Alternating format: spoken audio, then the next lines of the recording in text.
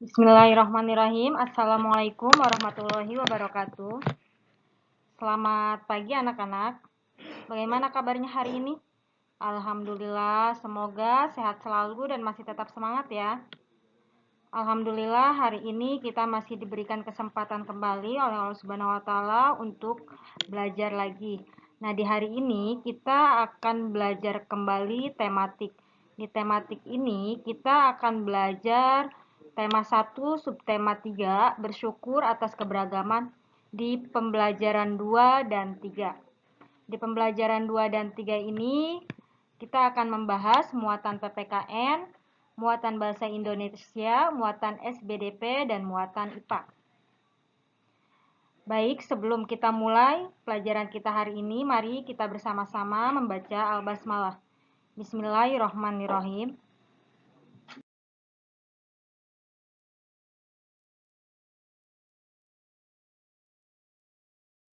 Baik, untuk pertama kita akan membahas muatan PPKN. Silahkan dibuka buku penanya di halaman 57.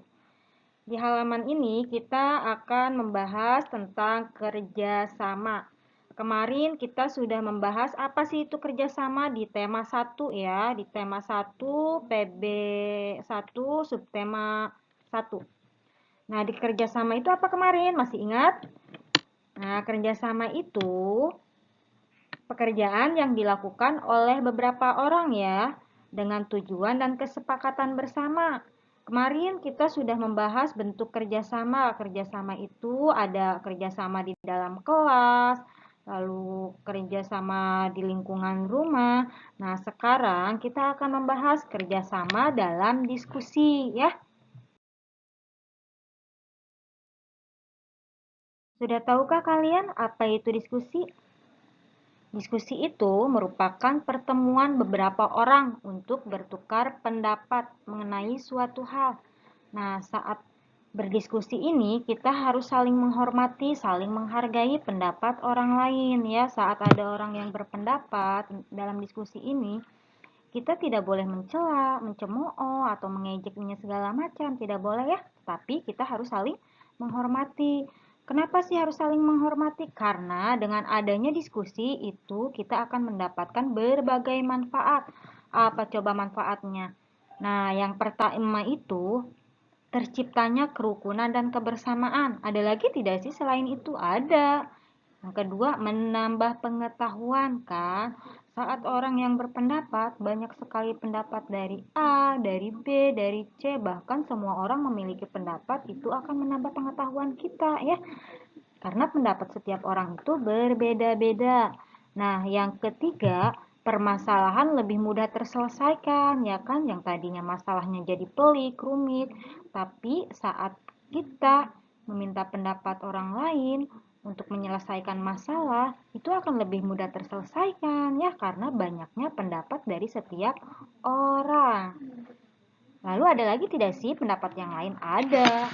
Yang keempat itu kita akan dihormati orang lain ya. Lalu ada lagi menghasilkan kesimpulan yang adil. Nah, saat berdiskusi itu kita akan mendapatkan sebuah kesimpulan yang adil. Kenapa? Karena pendapatnya itu tidak pendapat kita sendiri, pendapat setiap orang. Ya, dalam semua pendapat setiap orang itu akan dihasilkan sebuah kesimpulan. Dan kesimpulan itu kesimpulan yang adil.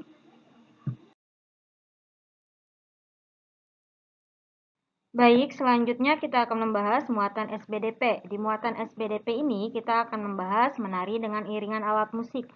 Kemarin kalian sudah pernah melakukan atau mempraktikkan gerak tari ya, gerak tari saman. Lalu yang kedua, kalian sudah mempraktikkan lagi gerak tarinya dengan iringan musiknya. Nah, sekarang kita akan mendalami lagi, yakni menari dengan iringan alat musik. Nah, jadi faktor apa sih yang pendukung gerak tari itu? Nah, faktor pendukung gerak tari bukan hanya dengan gerak tubuh saja, tetapi juga dengan lagu dan alat musik lainnya ya. Lagu biasanya diiringi dengan alat musik tradisional. Nah, untuk alat musiknya ini disesuaikan dengan lagu yang ada. Contoh alat musik tradisional yang digunakan itu seperti apa sih pengiring tariknya? Nah, masih ingat tidak? Kemarin jenis-jenis alat musik tradisional di Indonesia ada berapa? Coba, ada banyak sekali. Salah satunya yaitu gendang. Tahu kan gendang cara pakainya seperti apa? Lalu ada lagi tamborin. Nah, tamborin. Selain tamborin ada lagi marakas. Lalu ada lagi gamelan. Ada lagi banyak ya. Nah, baik. Di sini Ibu akan memberikan contoh iringan alat musik ya, tetapi dengan iringan lagu lir-ilir. Tahu kan lagu lir-ilir kayak gimana? Nah, silakan dengarkan ya lagunya.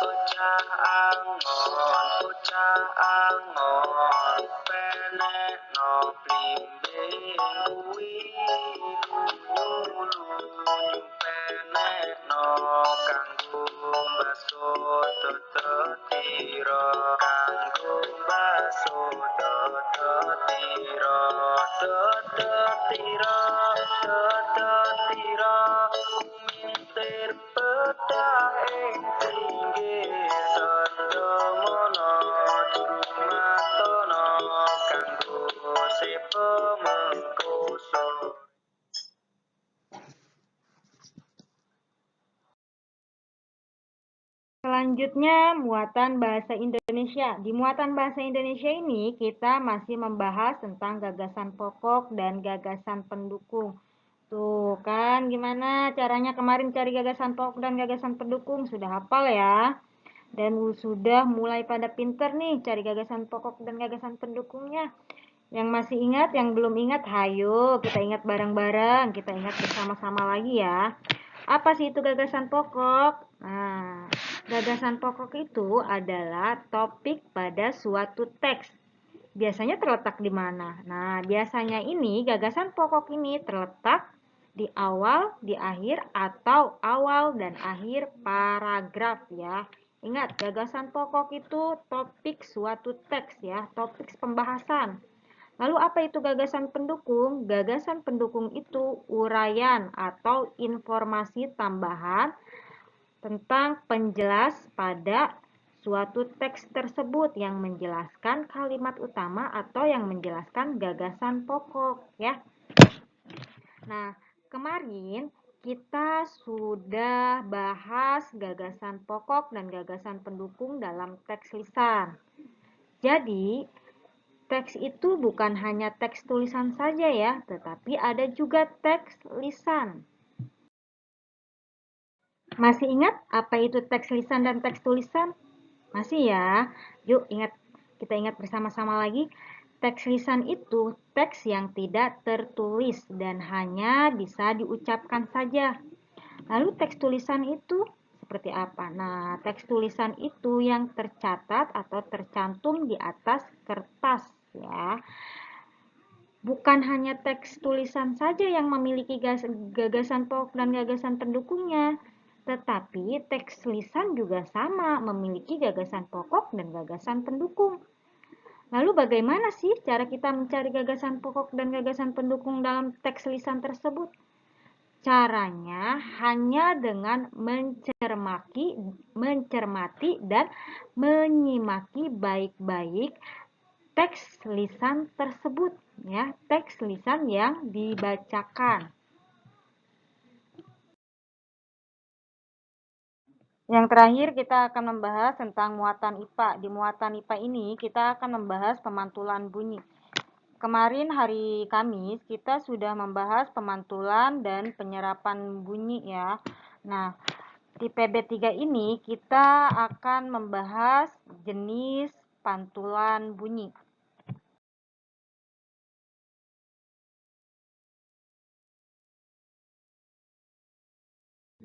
Kalian tahu tidak, bunyi juga dapat dibedakan dengan bermacam jenisnya loh.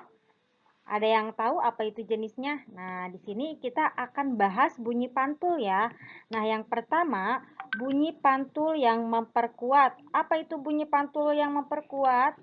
Bunyi pantul yang memperkuat itu bunyi pantul yang terdengar saat jarak antara sumber bunyi dan dinding pantul kurang dari 10 meter.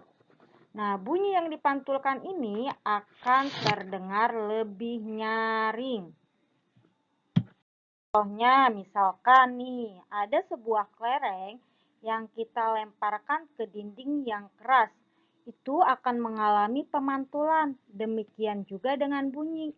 Bunyi juga dapat memantul jika dalam perambatannya dihalangi oleh benda yang permukaannya keras, seperti kayu, kaca, dinding, atau besi. Pernahkah kalian melemparkan sebuah kelereng ke dinding? Nah, itu akan menghasilkan sebuah bunyi karena adanya pantulan bunyi dari benda padat. Ya. Yang kedua, gaung. Gaung adalah bunyi pantul yang terdengar bersamaan dengan bunyi asli, sehingga bunyi yang tidak terdengar menjadi tidak jelas. Misalnya bunyi aslinya kemari. Lalu saat dipantulkan, bunyi pantulnya kemari menjadi keri. Nah, gaung tersebut terjadi karena bunyi dipantulkan oleh dinding yang jaraknya tidak jauh dari sumber bunyi. Maka itu menyebabkan datangnya bunyi pantul bersamaan dengan bunyi asli yang belum selesai terucapkan. Akibatnya, bunyi pantul itu mengganggu bunyi asli, sehingga suara yang terdengar menjadi tidak jelas. Jenis bunyi pantul yang terakhir yakni gema. Nah, gema ini bunyi pantul yang terdengar setelah bunyi asli. Gema terdengar saat jarak antara sumber bunyi dan dinding pantul lebih dari 20 meter. Gema ini sering terdengar jika berteriak di gua, lembah, dan bukit yang jaraknya jauh, serta permukaannya keras dan rapat. Sudah pernahkah kalian melakukan percobaan bunyi gema tersebut? Nah, ada yang udah pernah? Udah Bu, aku udah pernah, tapi aku bukan di gua Bu, tapi aku percobaannya di sebuah tong kosong. Nah, itu juga sama ya. Itu juga sama akan menghasilkan sebuah bunyi yang menggema. Jadi, saat kalian ingin mempraktekkan bunyi yang menggema tersebut, kalian tidak perlu jauh-jauh untuk datang ke gua atau ke lembah. Kalian hanya cukup datang ke sebuah tong yang kosong dan kalian pantulkan atau teriakkan suara kalian ke dalam tong kosong tersebut. Maka bunyi tersebut akan menggema dan memantulkan bunyi aslinya setelah terdengar bunyi aslinya ya. Gema tersebut terjadi karena bunyi dipantulkan oleh dinding yang jaraknya jauh dari sumber bunyi. Ya, tadi jarak pantulnya berapa meter? Jarak pantulnya yakni 20 meter. Dinding yang jaraknya jauh dari sumber bunyi tersebut, hal itu menyebabkan datangnya bunyi pantul setelah bunyi asli selesai terucapkan. Jadi, bunyi pantul yang terdengar lengkap sesudah bunyi asli. Kalian tahu tidak, gema sering terjadi di gua-gua, lembah-lembah, dan bukit-bukit yang jaraknya jauh serta permukaannya keras dan rapat. Selain itu, gema juga dapat dipergunakan untuk mengukur kedalaman jurang atau gua. Nah, itulah pelajaran kita untuk hari ini. Kita sudah membahas muatan PPKN. Tadi kita membahas tentang kerjasama dalam diskusi ya. Kerjasama dalam diskusi juga memiliki banyak manfaatnya. Tadi manfaatnya apa aja? Terciptanya kerukunan, menambah pengetahuan, permasalahan jadi lebih mudah diselesaikan. Lalu kita akan dihormati orang lain serta menghasilkan kesimpulan yang adil. Lalu kita membahas lagi ya muatan SBDP. Tadi kita belajar tentang menari dengan diiringi alat musik ya. Contohnya tadi seperti lagu Lir Ilir ya, bisa dilihat di halaman 59. Lalu kita membahas lagi tentang gagasan pokok dan gagasan pendukungnya ya. Tapi dalam bentuk teks tulisan, bukan teks tulisan. Dan terakhir, tadi kita membahas muatan IPA. Di muatan IPA tadi kita membahas apa? Pemantulan bunyi. Ya, bunyi itu ada 3 jenisnya. Bunyi pantul yang memperkuat bunyi asli, lalu gaung, dan gema. Ya, jangan lupa diingat kembali pelajaran kita hari ini. Kalian putar kembali videonya dan Ibu cukupkan pelajaran kita hari ini. Kita tutup dengan bersama-sama membaca Alhamdulillah. Alhamdulillahirabbil alamin. Assalamualaikum warahmatullahi wabarakatuh.